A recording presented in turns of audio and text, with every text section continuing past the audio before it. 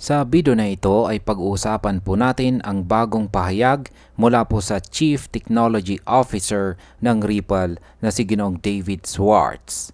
Sa kanyang video na ibinahagi ng kilalang crypto figure na si XRP Governor, ipinaliwanag niya ang kasalukuyang direksyon ng Ripple at kung paano po nila ginagawa si XRP bilang isang high value settlement system. Ang lahat ng ito ay may malaking epekto hindi lamang sa hinaharap ni XRP kundi pati na rin sa kabuuang galaw ng crypto market. Kaya ayan po ang siyang ating pag-uusapan sa video na ito.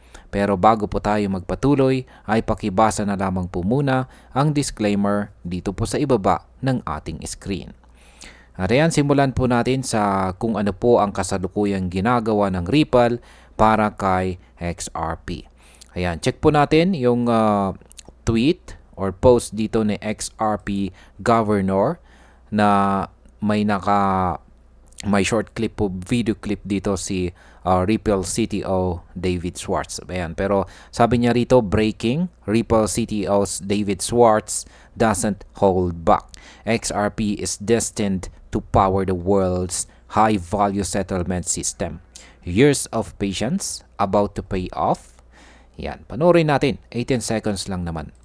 Yeah, that's kind of where we are now, and we're trying to move into that stage where we have big players and lots of liquidity, and that way there'll be easy ways to get money in and out. There'll be lots of liquidity for cross-currency and cross-border payments, and it'll become a settlement system that will be of high value. Very good. The final. Yeah, that's Yan, paliwanag po natin kung ano yung kanyang mga sinabi dito. Ayan, sa short clip na ito ay malinaw na sinabi po ni Ginoong David Schwartz ng Ripple ay nasa yugto ngayon ng pagbubuo ng market infrastructure. Ito ay mahalaga dahil kung wala ang tamang sistema at koneksyon sa mga major participants at deep liquidity, hindi po makakagalaw ng maayos ang XRP sa global market. Kung makumpleto po ang infrastructure na ito, mas magiging madali at mabilis ang paglipat or pag-transfer ng pera mula sa isang bansa papunta sa iba. Ang epekto po nito sa market ay maaring magdulot ng mas mataas na demand kay XRP dahil siya mismo ang magsisilbing tulay para sa mas malaking halaga ng transaction. Ngayon ay bakit po ba mahalaga ang liquidity para kay XRP?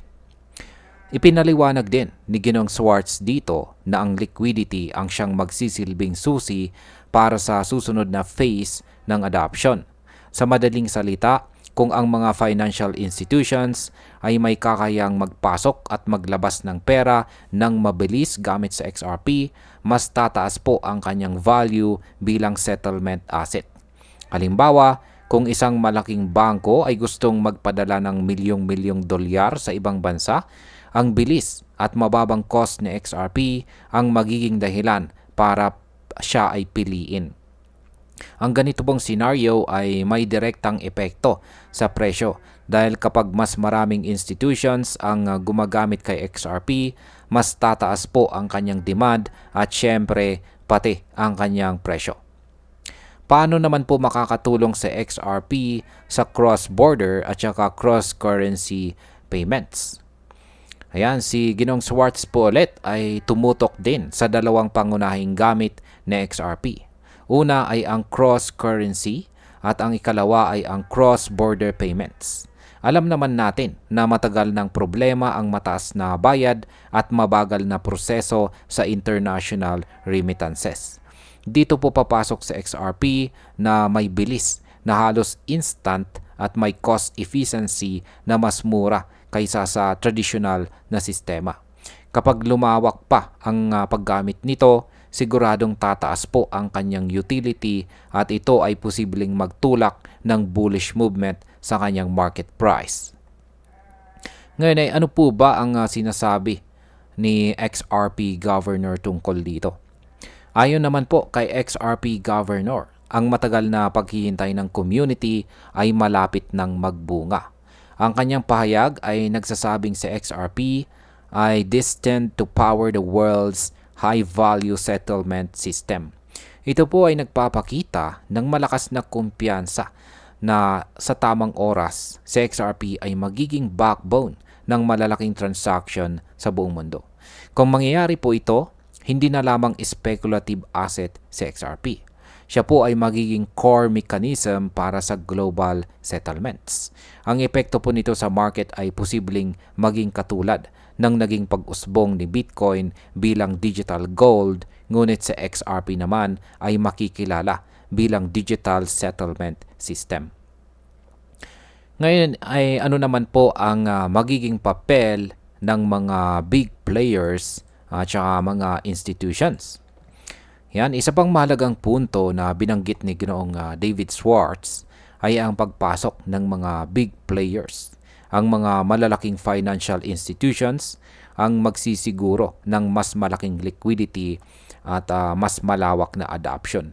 Kung magsimula ng pumasok ang mga bangko at saka corporations, mas lalaki po ang demand kay XRP at maaari pong magkaroon ng exponential growth ang kanyang market value. Ito rin ang magbibigay ng kumpiyansa sa mga investors na si XRP ay hindi lamang isang crypto para sa trading, kundi isang tunay na gamit sa global trading. Ano naman po ang inaasahang direksyon ni XRP mula dito?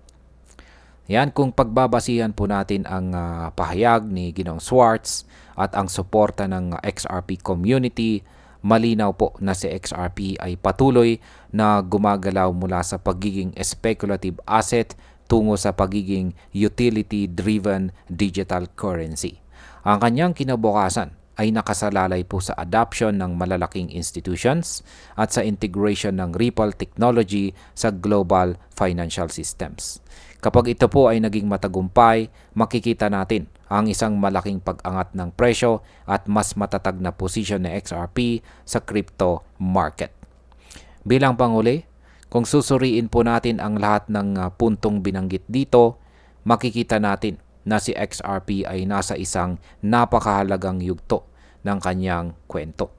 Ang kanyang papel bilang high value settlement system ay hindi lamang magbabago sa kanyang presyo, kundi pati na rin sa paraan ng global system.